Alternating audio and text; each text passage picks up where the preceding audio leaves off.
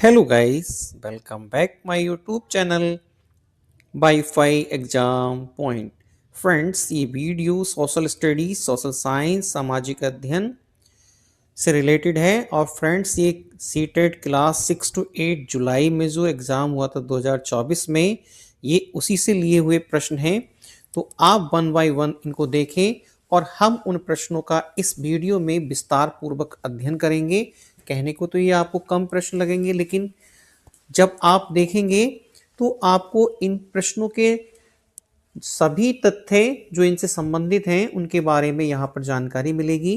तो चलिए दोस्तों, शुरू करते हैं वीडियो और देखते हैं कि इसमें कौन कौन से प्रश्नों को शामिल किया गया है और किस टाइप के प्रश्न एग्जाम में पूछे गए हैं। तो चलिए दोस्तों, शुरू करते हैं वीडियो। फ्रेंड्स, पहला प्रश्न यहाँ पर दिया है कि सरकार ने ऐसे कानून पारित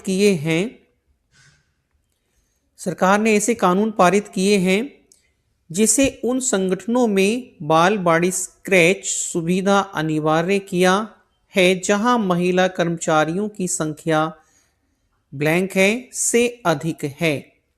ये प्रश्न पूछा गया था वर्ष 2024 में और इसी का इंग्लिश वर्जन भी पास में ही दिया गया है कि the government has passed the law that made it mandatory for organizations with more than women employees to provide creche facility.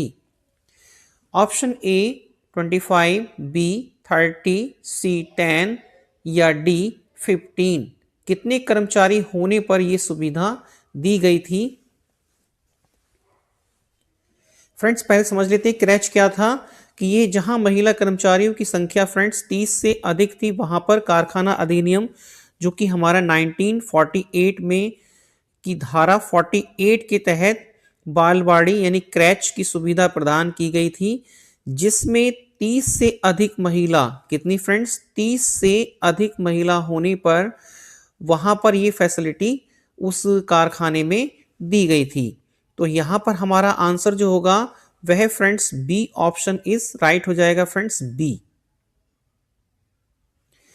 ये काफी इंपॉर्टेंट है क्योंकि इसी टाइप के प्रश्न आपको परीक्षा में देखने को मिलते हैं। फ्रेंड्स, अगर चैनल पर पहली बार आए हैं तो चैनल को सब्सक्राइब कर लें और वीडियो को लाइक कर दें। सेकंड क्वेश्चन है फ्रेंड्स कि आरंभिक वर्षों में भारतीय राष्ट्रीय कांग्रेस ने अंग्रेजों के खिलाफ बहुत सारे आर्थिक मुद्दे उठाए। उन्होंने पूछा है आर्थिक मुद्दे उठाए, सही उत्तर का चुनाव करें।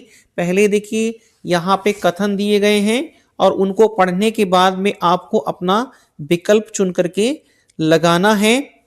तो ऑप्शन इसमें जो विकल्प है, स्टेटमेंट दिए गए हैं। कांग्रेस का कहना था कि भारत में ब्रिटिश शासन की वजह से ही गरीबी और अकाल पड़ रहे हैं, यानी कांग्रेस ने कहा था ये।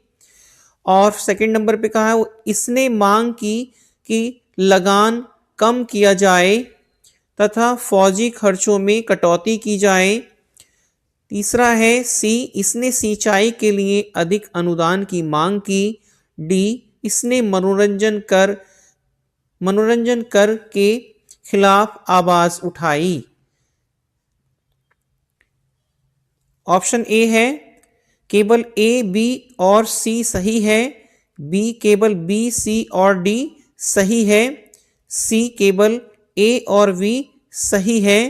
केवल बी और सी सही है।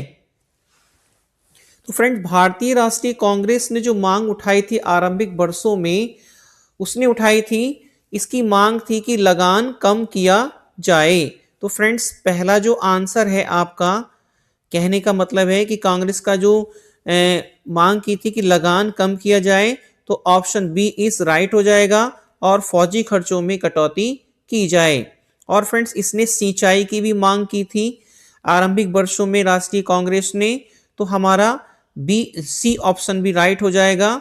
और फ्रेंड्स, इसमें यह भी कहा गया था कि ब्रिटिश शासन के कारण गरीबी और अकाल की स्थिति पैदा हुई है। भू राजस्व में वृद्धि से किसान और जमींदार गरीब हो गए हैं। तो फ्रेंड्स, ये जो ऑप्शन ए है ये भी राइट है। और फ्रेंड्स कांग्रेस का जो कहना था कि भारत में ब्रिटिश शासन की वजह से ही गरीबी और अकाल पड़े हैं। तो हमारे यहाँ पर option A B C right हो जाएगा। मनोरंजन के खिलाफ आवाज इसमें नहीं उठाई गई थी, तो ये ऑप्शन गलत है। तो फ्रेंड्स यहाँ पर हमारा ऑप्शन ए इज राइट हो जाएगा, ऑप्शन ए। तो आप ध्यान रखें कि कांग्रेस ने आरंभिक वर्षों में अंग्रेजों के खिलाफ जो आवाज उठाई थी, उसमें कांग्रेस ने ब्रिटिश शासन की वजह से ही गरीबी और अकाल पड़ रहे ये भी कहा था, और इसने मांग ये भी की थी लगान कम किया जाए तथा जो उनके फौजी हैं लोग हैं उनके खर्चों में कटौती की जाए, और इसने सिंचाई के खिलाफ सिंचाई के लिए अनुदान की भी मांग की थी। तो हमारा यहाँ पर आंसर जो है ए विकल्प बिल्कुल राइट हो जाएगा फ्रेंड्स। ए जो है बिल्कुल सही होगा। इंग्लिश वर्जन भी है फ्रेंड्स, आप देख सकते हैं। नेक्स्ट है फ्रेंड्स क्वेश्चन नंबर 3 कि match the following columns and choose the appropriate options, कि निम्नलिखित में से सही जोड़ों का मिलान कीजिए। इसमें मिलान है फ्रेंड्स, उसने लिखा है ए साइड में है दिए गए हैं आपके स्थल मंडल, और उनके सामने जो दिए हैं उनको आपको मिलाना है कि कौन सा विकल्प कौन सा मिलान किससे सही बैठता है।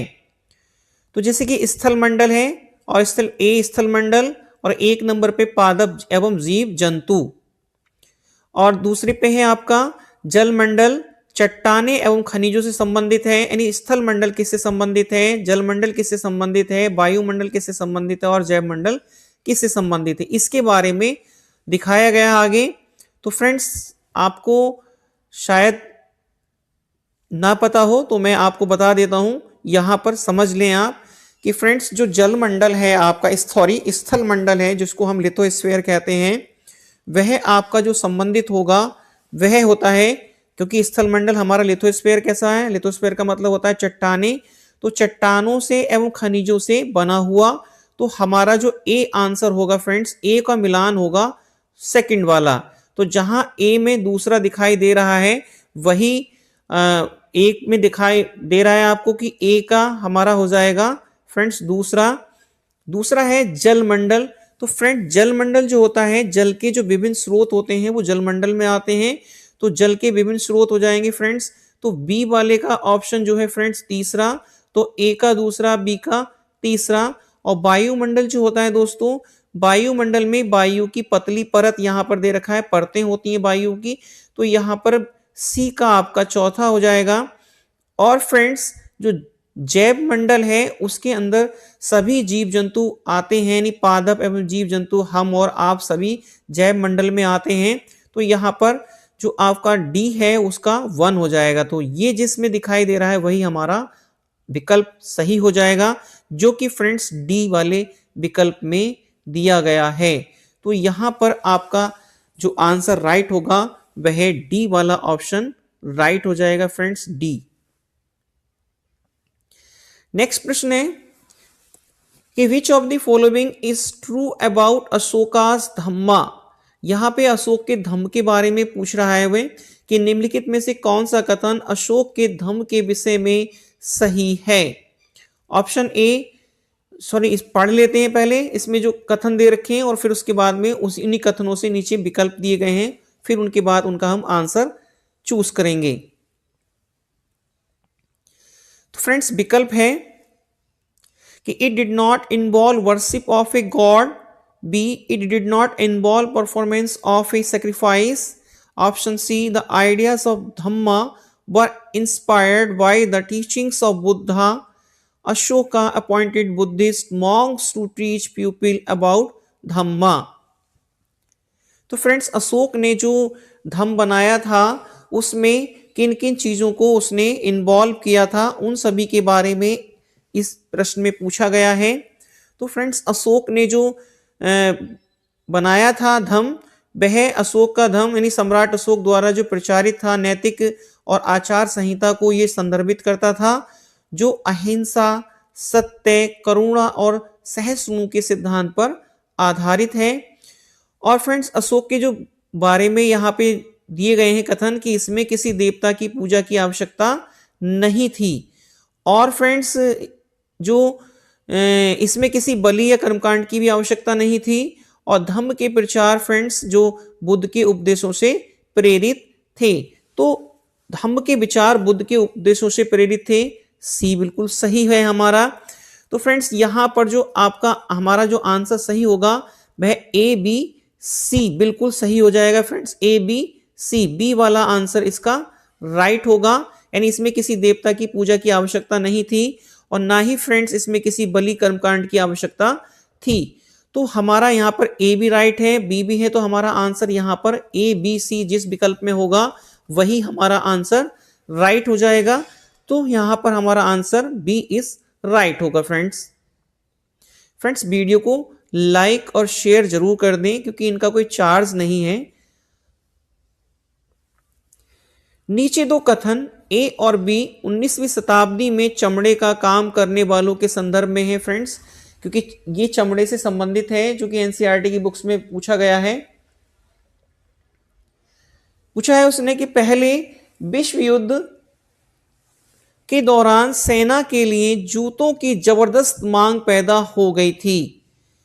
और बी है सामान्य जातियों के गरीब लोगों ने इस अवसर को देखा और सेवा हेतु जूते आपूर्ति के लिए तैयार हो गए। सही विकल्प का चयन करें। ए सही है लेकिन बी गलत है, ए गलत है लेकिन बी सही है, ए और बी दोनों सही हैं, या डी ए और बी दोनों गलत हैं। तो फ्रेंड्स देखिए, उम्मीद है सोच लिया होगा आपने कि किसका आंसर कौन सा होगा। चलिए पहले देख लेते हैं इसके कुछ विस्तार से संबंधित जानकारी।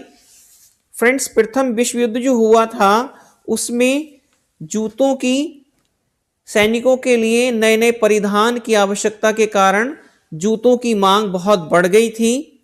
जूता बनाने वाली कंपनियां जो थी वर्दी के साथ साथ जूतों का भी निर्माण करने लगी थी। यद्यपि जूतों की आपूर्ति जो थी फ्रेंड्स सामान्य जाति के गरीब लोग इसे पूर्ण नहीं कर पाए, बल्कि बड़ी बड़ी जो कंपनियां थी उन्होंने इसका लाभ उठाया और कह सकते हैं उसकी जो सेना की मांग की आपूर्ति थी उसको पूरा कर दिया। तो यहाँ पर हमारा जो विश्लेषण से पता चलता है कि केवल ए वाला जो विकल्प है वही राइट है, बी वाला गलत है। तो केवल यहाँ पर जो आपका आंसर होगा ए सही है लेकिन बी गलत है। तो ए आंसर हमारा राइट हो जाएगा, ए। नेक्स्ट क्वेश्चन है फ्रेंड्स 6 नंबर कि the Mughal revenue system with its own schedule of revenue rates for individual crop was called. यानी मुगल राजस्व व्यवस्था जिसमें हर फसल के लिए राजस्व दर की अलग अलग सूची बनाई गई उसे कहते हैं, क्या कहते हैं?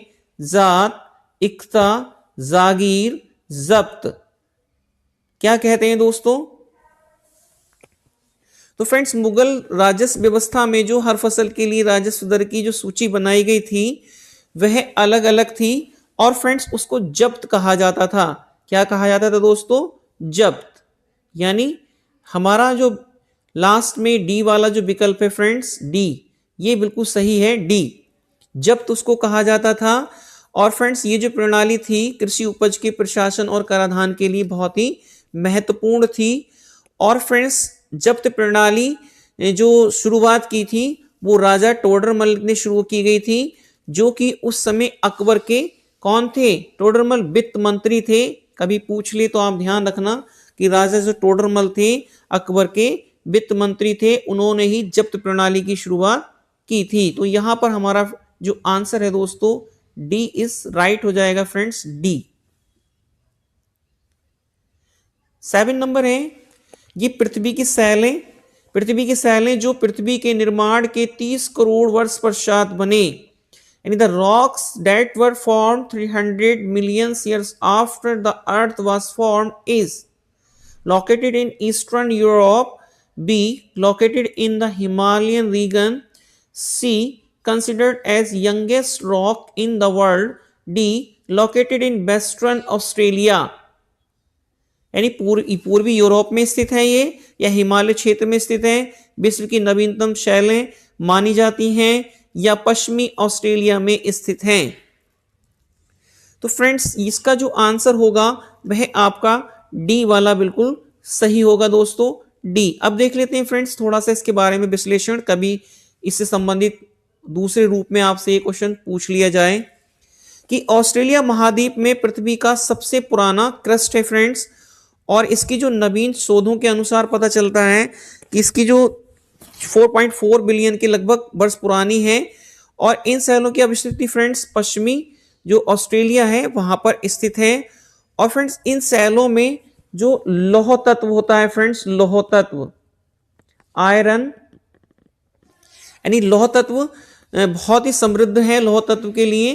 तो यहां पर हमारा आंसर, या इस तरीके से पूछ लें आपसे कि पश्चिमी ऑस्ट्रेलिया में जो स्थित आपकी जो शैलें हैं वह किस तत्व के लिए प्रसिद्ध हैं, तो वह लौह तत्व के लिए प्रसिद्ध हैं। 8 नंबर है, निम्नलिखित संकल्पनाओं के को दिए गए उनके उदाहरणों से सुमेलित कीजिए और उपयुक्त विकल्प चुनिए। देखिए फ्रेंड्स उसने लिखा है भेदभाव, 1 नंबर पे समान कार्य के लिए अलग वेतन, बी असमानता, ग्रामवासी अंधविश्वासी हैं, सी रूढ़िवादिता, महिला को रोजगार की अनुमति नहीं है क्योंकि वह परिवार शुरू कर रही है, वह गर्भवती है, डी पूर्व धारणा, लड़कियां खाना बनाने भोजन पकाने में अच्छी हैं। फ्रेंड्स इधर एक टर्म दी है और उधर उनके मतलब दिए हैं, उन टर्म को इन मतलब से मिलाना है और मिलाने के बाद जो मिलान बैठेगा वही आपका आंसर सही होगा। तो चलिए दोस्तों देख लेते हैं कि भेदभाव क्या होता है। सबसे पहले समझते हैं कि भेदभाव किसको कहते हैं।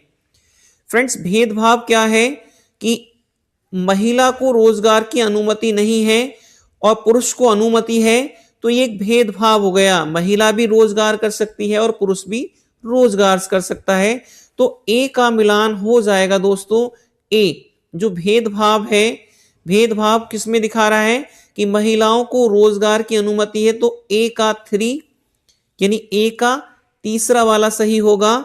और फ्रेंड्स असमानता किसको कहते हैं?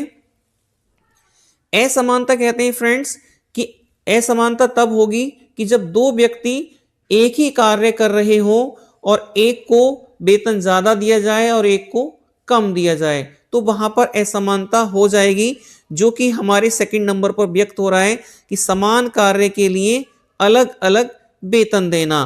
तो बी का आपका क्या होगा फ्रेंड्स?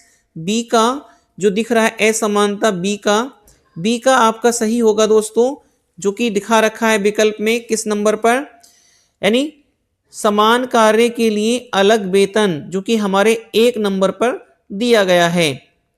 अब फ्रेंड्स रूढ़िवादिता क्या होती है? फ्रेंड्स रूढ़िवादिता होती है कि खाना यानी ये काम लड़कियां कर सकती हैं, इस काम को लड़के ही कर सकते हैं या लड़कियां ही कर सकती हैं। तो फ्रेंड्स ये एक रूढ़िवादिता होती है, जो कि विकल्प में दिया गया है कि लड़कियां खाना बनाने भोजन पकाने में अच्छी हैं। तो जो आपकी रूढ़िवादिता है सी नंबर, उसका हमारा चौथा सही हो जाएगा फ्रेंड्स। और डी वाले में जो बचा क्या है कि पूर्व धारणा। पूर्व धारणा क्या है? जो पहली धारणा होती है ग्रामवासी अंधविश्वासी हैं। तो फ्रेंड्स जो ग्रामवासी अंधविश्वासी हैं, तो ये डी का दूसरा वाला सही हो जाएगा। अब देख लेते हैं कि ये किस विकल्प में सही बैठ रहे हैं। तो ए का तीसरा, फ्रेंड्स पहले वाले में ए का चौथा है, तो ये तो हमारा होगा ही नहीं, तो इसको एलिमिनेट कर देंगे। अब बी में और देखिए डी में ये ए और डी आपके गलत हो जाएंगे क्योंकि ए का 3 सही है। तो अब फ्रेंड्स बी और आपके सी बचे, जो कि ए 3 को दर्शा रहे हैं, और फ्रेंड्स बी का 1 भी दिखा रहे हैं, तो अब दोनों एक जैसे हैं। तो अब हम देखेंगे सी का चौथा जिसमें है वही हमारा आंसर हो जाएगा। तो फ्रेंड्स बी वाला जो आंसर है वो राइट हो जाएगा। बी आंसर राइट होगा फ्रेंड्स इस वाले प्रश्न का। फ्रेंड्स वीडियो को लाइक और शेयर जरूर कर दें, क्योंकि काफ़ी इंपॉर्टेंट प्रश्न इस वीडियो में है, जिससे किसी दूसरे का भी लाभ उसको मिल सके और वह भी अच्छे नंबर प्राप्त कर सके। तो फ्रेंड्स वीडियो को लाइक और शेयर कर दें, क्योंकि बिल्कुल निःशुल्क है। और चैनल पर अगर आप पहली बार आए हैं तो चैनल को सब्सक्राइब भी कर लें। नेक्स्ट है 9 नंबर, निम्नलिखित में से कौन से युग्म सही सुमेलित हैं। देखिए फ्रेंड्स, सही सुमेलित का मतलब है कि उसने फसल दी है एक तरफ और फिर आवश्यक जलवायुवीय दशा, यानी which of the following is are correctly matched, crop और रिक्वायर्ड क्लाइमेट कंडीशंस। ए दिया है कॉफी के लिए कोल्ड एंड ड्राई क्लाइमेट चाहिए, और टी के लिए आपके वार्म, ये फ्रेंड्स वार्म गलत लिख गया है यहां पर, WA वार्म ये होना चाहिए था, आप इसको ठीक कर लें। देखिए फ्रेंड्स, इसमें लिखा है ऑप्शन ए और बी दोनों सही है, बी ना तो ए और ना तो बी सही है, केवल ए या केवल बी, कौन सा विकल्प सही होगा दोस्तों। तो चलिए दोस्तों चेक करते हैं इसका विकल्प। तो फ्रेंड्स, इसका जो विकल्प सही होगा वह होगा आपका बी ऑप्शन, केवल ए।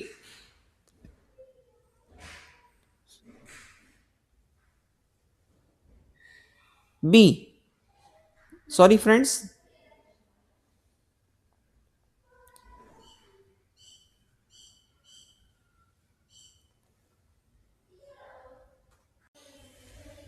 फ्रेंड्स इसका जो विकल्प सही होगा वह होगा आपका बी विकल्प राइट होगा फ्रेंड्स, बी। क्योंकि चाय के लिए भी आपकी जो गर्म जलवायु लिखी है ना फ्रेंड्स, तो वो भी आपकी गर्म जलवायु की आवश्यकता होती है, आर्द्र जलवायु की आवश्यकता होती है। इसके अतिरिक्त चाय की खेती के लिए फ्रेंड्स मिट्टी जो है अम्लीय तथा जल की निकास की समुचित व्यवस्था होनी चाहिए, उच्च वर्षा हो लेकिन जल निकास की व्यवस्था होनी चाहिए। ठंडी और शुष्क जलवायु कॉफी के लिए नहीं, बल्कि कॉफी के लिए आपकी गर्म और आर्द्र जलवायु का तापमान होना चाहिए, और फ्रेंड्स बीच के तापमान लगभग 15 से 28 डिग्री के बीच हो, और वर्षा यहां पर 150 से 250 सेंटीमीटर के आसपास हो। तो ना तो ए वाला और ना ही बी, कोई सा भी विकल्प इसमें सही नहीं है, तो हमारा आंसर यहां पर बी सही हो जाएगा फ्रेंड्स, बी। नेक्स्ट है भूतपूर्व रियासत श्रेणी लागू थी 1956 के बाद, जब देखिए इसने पूछा है भूतपूर्व श्रेणी के बारे में 10 नंबर पे कि भूतपूर्व श्रेणी क्या थी, इसके बारे में देख लेते हैं कि 1956 के बाद जब उन्हें प्रशासनिक इकाइयों के रूप में सुरक्षित नहीं रखा गया। बी किसी पर भी नहीं, क्योंकि भारत में ऐसी कोई श्रेणी विद्यमान नहीं थी। सी है स्वतंत्रता के समय केवल 1947-48 के आसपास। डी 1947-48 और 1956 के बीच, जब उन्हें प्रशासनिक इकाइयों के रूप में मान्यता मिली। तो फ्रेंड्स कौन सा विकल्प सही होगा, उसने पूछा है भूतपूर्व रियासत श्रेणी लागू थी। तो फ्रेंड्स यहां पर जो आंसर सही होगा वह आपका डी वाला विकल्प बिल्कुल सही होगा फ्रेंड्स, डी, बी नहीं फ्रेंड्स, डी वाला बिल्कुल बिल्कुल सही होगा दोस्तों, डी।